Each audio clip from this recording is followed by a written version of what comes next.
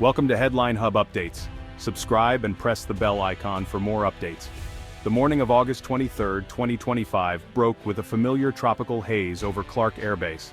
Four United States Air Force A-10 Thunderbolt II jets sliced through the sky, their distinct twin tails and straight wings silhouetted against the rising sun. This was not just another military exercise. On the ground, a mix of American and Filipino airmen watched the approach. These jets, better known by their fearsome nickname, the Warthog, are icons of American air power. Their presence here at this former United States base felt historic. The jets taxied into position, their engines winding down, but the message they carried was just beginning to echo across the region. The Philippines has been facing growing pressure in the waters just beyond its shores, and the sight of these American planes offered a tangible symbol of support. The Warthogs weren't just here to train, they were here to stand shoulder to shoulder with an ally. As the canopies of the four jets opened, and the American pilots emerged, they were greeted by their Filipino counterparts. Handshakes were exchanged, a quiet but firm welcome under the shadow of the Warthog's immense 30mm cannons. This was the human element of a geopolitical chess move. It was about pilots learning from pilots, and mechanics sharing expertise. The thunder of the A-10S had faded, but their presence on the ground spoke volumes. The A-10 Thunderbolt II isn't sleek or beautiful. It's built for one thing: dominating the battlefield and protecting troops below. With straight wings, high-mounted engines, and a titanium-armored cockpit, the A-10 is a flying tank. Its heart is the GAU-8 Avenger, a massive 7-barrel cannon that can shred tanks and enemy positions in seconds. The A-10 is a guardian angel for soldiers, designed for close air support. In contested regions, its presence sends a powerful message: this is American resolve in action. As the American pilots stepped onto the hot tarmac at Clark Air Base, the atmosphere was one of mutual respect.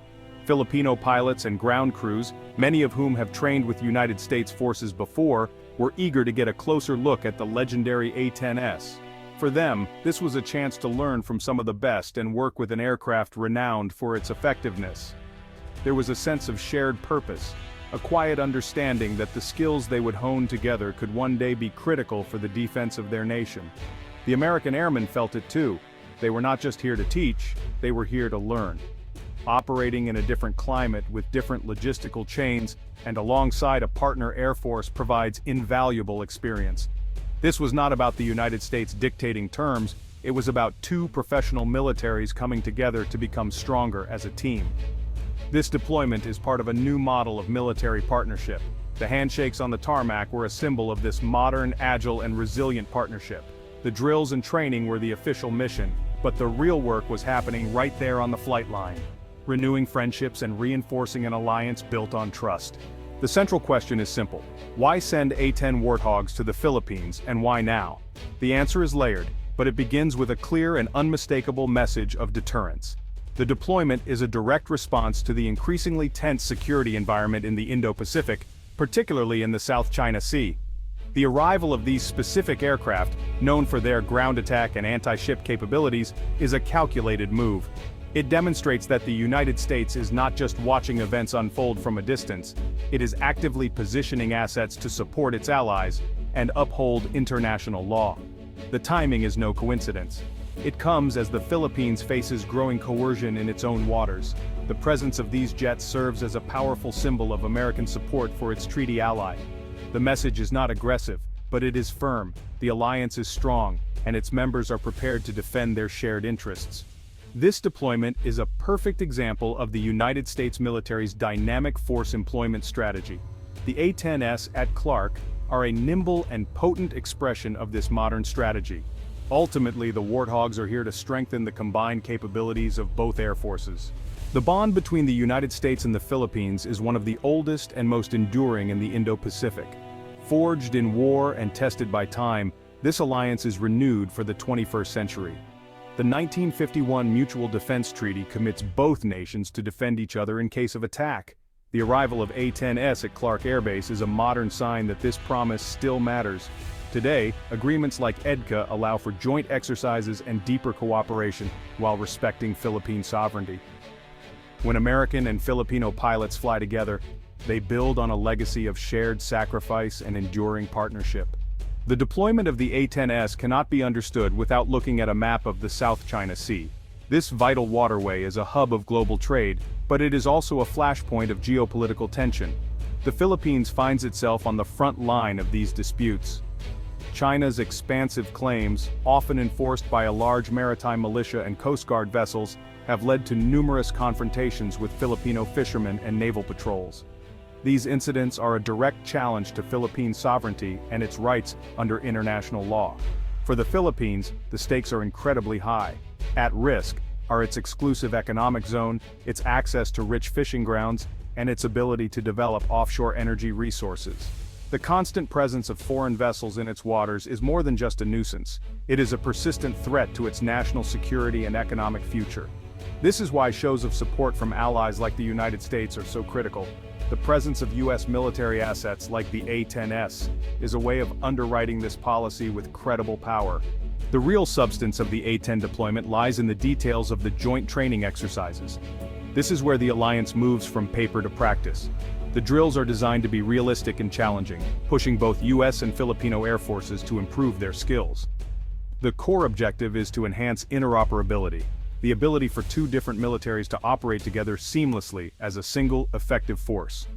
This means aligning everything from communication protocols and targeting procedures to maintenance routines and mission planning. For the Filipino pilots, this is an invaluable opportunity. They get to train alongside and learn from A-10 pilots who have extensive experience with the aircraft's unique capabilities. The exercises will likely involve complex scenarios, such as practicing close air support for simulated ground troops or coordinating strikes against maritime targets. This hands-on experience builds a level of proficiency and confidence that is impossible to gain from a classroom. It makes the Philippine Air Force a more capable defender of its own territory. The benefits flow both ways. U.S. pilots gain crucial experience operating in the unique geography and climate of the Indo-Pacific. Ultimately, the goal of these drills is to build a more lethal and adaptable combined force. It is important to be clear about the facts on the ground. The United States did not send an entire wing of fighters to the Philippines. It sent just 4 A-10 Warthogs. In the grand scheme of global military power, this is a very small number. This has led some to question the significance of the deployment, with rumors and speculation sometimes exaggerating the scale of the U.S. presence. But focusing on the small number misses the entire point. This deployment was never about overwhelming force. It was about sending a precise and powerful message. In diplomacy and military strategy, symbolism matters. The arrival of even a single A-10, a platform so uniquely suited for attacking ground and sea targets, speaks volumes. The deployment of 4 of these aircraft is a deliberate and carefully calibrated signal. It demonstrates capability and commitment without being needlessly provocative. It shows that the U.S. can project meaningful power into the region quickly and efficiently, using a small footprint to create a large strategic effect. It is a classic case of quality over quantity. The roar of the A-10S over Clark Air Base is more than just the sound of powerful jet engines. It is the sound of an old alliance being renewed for the challenges of a new century. The deployment of these 4 iconic aircraft is a clear and deliberate act designed to reassure a friend, deter potential adversaries, and reinforce the principles of a free and open Indo-Pacific. It is a powerful reminder that in a world of shifting geopolitics, enduring partnerships built on shared values and mutual respect remain the bedrock of regional stability. These joint drills are about more than just military hardware. They are about people. They are about American and Filipino pilots sharing a cockpit, mechanics turning wrenches together, and planners from both nations leaning over the same map. This human connection is what transforms a treaty on paper into a living, breathing alliance. It builds the trust and understanding necessary for 2 forces to operate as one. This cooperation ensures that both nations are better prepared to defend their sovereignty and protect their common interests. The presence of the Warthogs shows that the U.S.-Philippines alliance is adapting to the times.